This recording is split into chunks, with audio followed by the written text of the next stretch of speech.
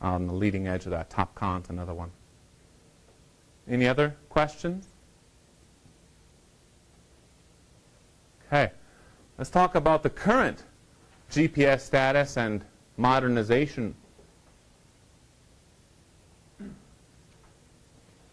GPS, serving the world, right? It's a very robust constellation. No other constellation, GLONASS, Galileo, nothing can touch this big constellation that we've put up and invested in over time. 31 satellites are currently in operation.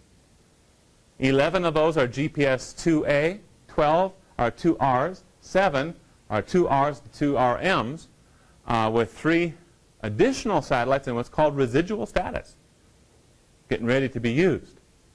Now, these different grades of GPS space vehicle, 2As, 2Rs, and so on and so forth, we'll talk about what those are in just a little bit. But the newer systems, of course, more technologically advanced, better built GPS space vehicles with lower latency. Okay, and I'll talk about why that's important here in just a little bit. One additional 2RM is waiting to be set to healthy. I suspect it is by this time. Once that is, it goes into use. They'll reserve them, pull them out until they know that it's a good space vehicle to be used for positioning. Global GPS Civil Service, our use. This performance was committed to December 1993. The U.S. government said, we are going to make sure that this thing is available to people, to the general public. The next launch is a 2F-1 for May of this year. Should have gone up, but I don't know if it did or not. Does anyone know if the new GPS vehicle went up? Well, I think if it didn't, we would have heard about it. The big crash or something like that, you know. So I'll assume that it went up. And of course, this is an even more sophisticated vehicle. So the GPS constellation that we had up 10 years ago is not the same constellation we have up today. It's more accurate, faster type of system that we're using today. Go ahead. So the previous note in slide 9 that there's 24 satellites? That's the minimum. That's the minimum to make the constellation viable. Oh, okay. Okay? So is there sometimes 24, sometimes 31? If it, no, right now there's 31 that are up there. Okay, if it drops below 24, actually they won't allow it to drop below 24 because we want to make sure there's always 12 on each, let's say, half of the Earth. Okay? That's what that's all about. So I didn't mean to confuse people about that. That's the minimum for the GPS constellation by its standards. But right now we've actually superseded that with 31. It's a good deal.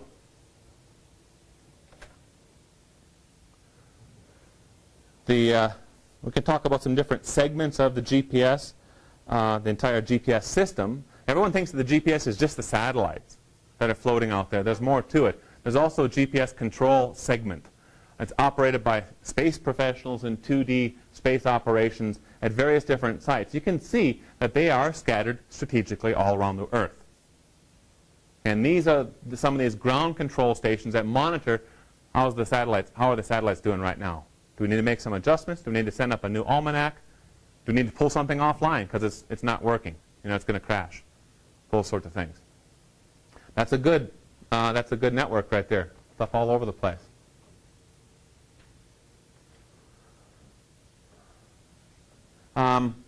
Selective availability, you see, was turned off. Like I said, I think it was actually around 1999 when it was turned off. Right there it is. Okay. Okay, so what is this thing showing us? What this is showing us is the accuracy, average accuracy of those GPS, of the GPS constellation over time. In the 1990s, you know, we were at probably 7+ meters RMS, based on just calculating out the signal data, okay? Not necessarily doing field tests, okay? But this would be the potential of the GPS to function at that accuracy. Over time, that has been reduced. First of all, a big jump in the raw signal dropped right after selective availability got turned off to about 1.6 Best case scenario, though, this is best case scenarios. And now, actually the last time that this was published out in 2008 was at 1 meter RMS. Best case scenarios, remember that part. Space and control segments. So we have the space segment, of course, is the GPS satellites themselves. The control segments, that's those ground control stations. We see this in 1995, that's the GPS 2A. See that? That's those different types of space vehicles that were out there. 2005, they started putting up the 2Rs and 2RMs. 2010, we're starting to see the 2Fs.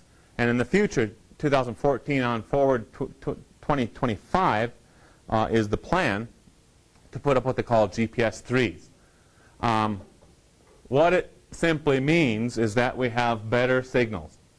Okay, this was the second civil signal, L2C, third civil signal, L5s, fourth civil signal, L1C. It's always increased accuracy, increased integrity, and what we're always striving for here, what they're trying to do is build in reduced latency of those GPS signals, the amount of time it takes to get fresh signals over and over again. That's why, as I said, when we were doing our averaging, it used to take us 2 to 5 minutes to average in about 60 positions for a point. Now we can always do it in less than a minute.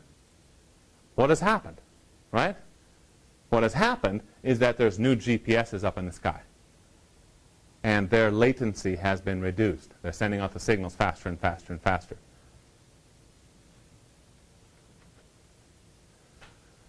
Ground modernization.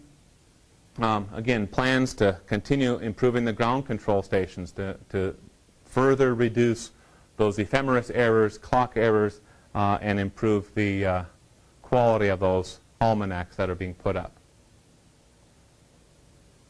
New civil signals coming out. As you can see here, first launch of this L5 is in 2010. They'll have 24 satellites all at L5 by 2018. See, some of the satellites up there are older, and they're still broadcasting on older signals. Again, so your GPS receiver can strategically choose, this is a better signal. I will use that. Use a L5 instead of an L2 or something like this. The fourth civil signal is the L1C, designed with international partners, specifically GLONASS and Galileo. So now this L1C signal is going to be compatible with those, GLONASS and Galileo. Going to open up a whole new world of capabilities for GNSS. And that will begin with the GPS Block 3. First launch on that, we're a little ways out, 2014. 24 satellites we will not have 24 satellites at L1C projected until 2021. So quite a while. But they're making progress. GPS expansion, optimizing GPS assets, the space vehicles, the ground control stations, to improve operational effectiveness for global uses and terrain challenged environments. Now you can see this is straight from the Air Force Space Command, right? I remember when I was in the military, that's the lingo, you know. This is all consistent with their Standard Positioning Service Performance Standard, SPSS Performance Standard. So they've got certain things that they have to live up to, and what they're doing is they're making sure that they satisfy those criteria. The need to improve. The accuracy right now is actually pretty darn good, quite good. The latency is still an issue. I mentioned this, I alluded to this a couple times. Latency is how fast can we get an updated estimate of our location. Now, here's why it's important. In the civilian world, right, if you are using your TomTom or Google, right, to drive you along, and it says, turn right now, right, or take a right on so-and-so now, or within so many meters. What happens if it was, that was back there? Because it was slow. It was too slow to give you that next step. That's a latency issue. So by improving, decreasing latency issues or problems with GPS, we can improve the navigational tools for the civilians, for us. The latency tools, we shouldn't fool ourselves into thinking that this is something that the Air Force and Air Force Space Command Department of Defense is doing to make us be able to drive our cars, and use our TomToms or whatever better. The Garmin Nuvi, or whatever. Think about it from the real goal, the real mission of GPS. It was put up by the Department of Defense, U.S. Air Force. Okay? And it's a strategic military tool. Okay? Why is latency an issue? What's that? Jets, planes moving super fast, high speed. Okay, and why do we care about jets, planes? How many folks have heard of smart bombs? GPS-guided munitions. Okay? So let's say that we've got a surface missile, and we're going to fire it at that jet coming overhead. We laser tag it. Okay? That laser tag sends back a signal. This is where it is. Now, where does it get that information? GPS. Right? Because we can laser tag anything with a GPS right now, and the time it takes to go out there and back, right, gets its estimate of where that is and tells us that that is at that X and Y location. But if that thing's moving very, very fast and we send that missile to that location that we're seeing, it's not going to be there by the time the missile gets there. It's gone. That's the latency issue. Right? We need that to be milliseconds instead of a second. So fast that by the time that we send that, we're laser tagging that, we're laser tracking it. That signal is sent and updated and updated and updated to the nose of that missile, and that missile just steers itself right in there, kapow. That's the real story. You folks have heard about the smart bombs. Did you know that a lot of them failed? They really didn't hit their location. And a lot of the reasons why it didn't hit their true target was because of latency. The technology is there. We just can't get it there fast enough. And we can't get those new signals, updated signals there fast enough. So that's the issue. But as on the civilian side, hey, we'll benefit too. That's all right. Any questions on GPS? When you refer to civil signals, Yeah. is that in relation to? In relation to the military signal. The signal that the military uses in their GPS equipment, GPS receivers, all this is a different signal than we are allowed to listen to. Yeah. Part 2, aerial and satellite imagery. I mentioned earlier they kind of drive each other, push each other. Understanding imagery. So our understanding of imagery, satellite imagery in particular, tends to come from our experience with photographs. And that's okay. But traditional photographs are vastly different from digital photographs, which are vastly different from satellite imagery. We'll go through this fairly quickly. Brief history of color theory. There's a color wheel for you. It was invented by Sir Isaac Newton in 1666. After a century, Newton, Johann Wolfgang Goethe began studying the psychological effects of colors. Blues, greens, purples are considered your cool colors. Most people will agree to that. Yellow, red, and oranges are your warm colors. And then in the 1900s, jump forward quite a bit here, modern color theory came about with some of the work of Johannes Itten.